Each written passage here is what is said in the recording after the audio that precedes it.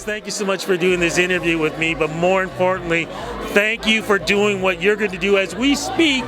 In a week's time, you two are getting into the ring, but not just getting in the ring, but against each other in one of the oldest sports ever, boxing. How does it feel being not just going into the ring, but giving back in such a worthy cause? Yeah, we're really excited. We've been training really hard for this, and it feels so good to know that we're doing it for such a great cause, raising money for cancer research. So I think I can speak for both of us that we're ready to do it. We've been training really hard. We're really excited. So yeah, it feels good. But I guess you could speak for both of you too, that the butterflies must be building up every day. Like, what is it like to just look at your opponent and knowing in a week's time that you are going to be throwing punches? Wet in the ring. That's why it's exciting and scary and exciting all at once. It's just going to be like a big blur, I feel. It's going to be like, whoop, it's going back. But you know, the reason why we're doing this, it's all about giving back. And you both have a purpose in doing this. What is your purpose in deciding to be part of this event and getting into the ring? So I'm dedicating my fight to my Aunt Gail, who passed away from cancer years ago. So for me, when I heard about FTech, she was the first person I thought about. So that's where I'm dedicating my fight, thinking of her. What about yourself? I wish my best friend was here because she's volunteering tonight.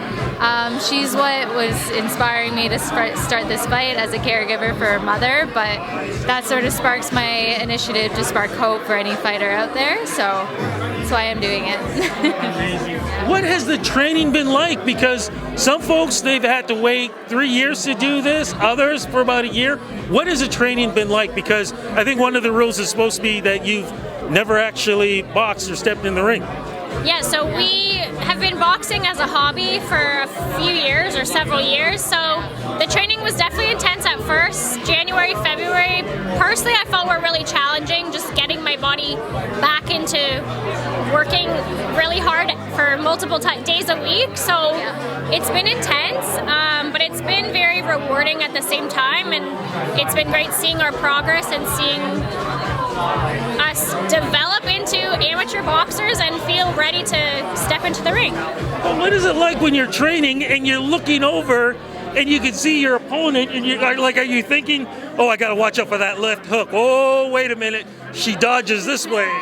That's like, I feel like that's our advantage, that we can see each other fight and be like, oh, I'm watching you or something, but it's intimidating but also like exciting because then you get to see who you're fighting in a week. But you said about the intimidation part, how do you deal with the butterflies leading up to this? I mean, we're smiling and laughing, but let's face it, bottom line is you're going to be in the ring throwing punches. How do you deal with the butterflies every day? I think somebody said to me a couple of days ago actually that not to focus on the butterflies and like the fear of it, but like we're walking into a ring, which is something that like not a lot of people would do. So I feel like that, if you can look at that as a win in itself, that helps you in the ring to be like, yeah, like doesn't matter if you win or lose, like I stepped into the ring and that's like a huge win, especially for like what we're doing it for. Kind of alleviates the butterflies a little bit. Feel the same way? Yeah, I think I grew up playing competitive soccer, so I'm used to getting butterflies throughout playing sports. So for me, the butterflies, like, I like that feeling, and it gives me motivation to just do the thing and do it. Yeah. It's the fuel. It's the fire under your ass. Sorry for swearing. How does your family feel about this? I feel like they get it, but also like none of them have boxed or anything, so they're like, yeah, go Mel, but like I have no idea what you're doing. But they're really proud of me for doing something that's aside from all the other stuff that I do. They absolutely should be. Okay, so what's the strategy against, oh, hold on, what's your nickname? You have a nickname, right? Mighty Mel.